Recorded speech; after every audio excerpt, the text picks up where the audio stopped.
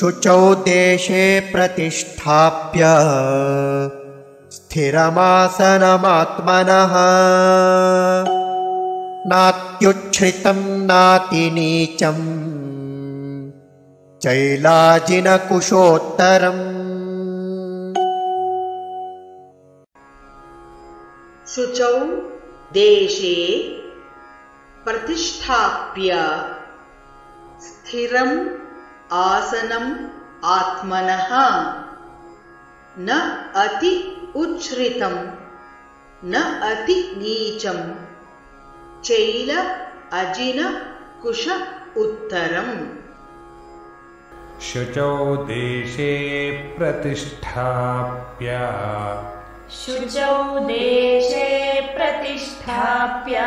स्थिरमासनमात्मनः नात्युच्छ्रितं नातिनीचं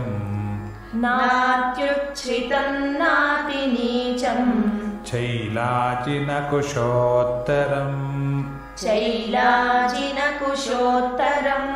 शुचौ देशे प्रतिष्ठाप्य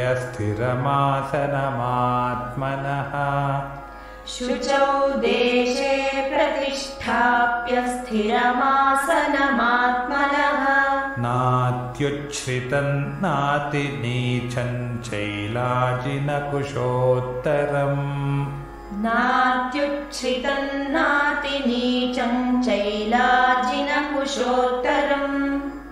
शुचौ देशे प्रतिष्ठाप्य स्थिरमासनमात्मनः नात्युच्छ्रितं नातिनीचं चैलाजिनकुशोत्तरम्।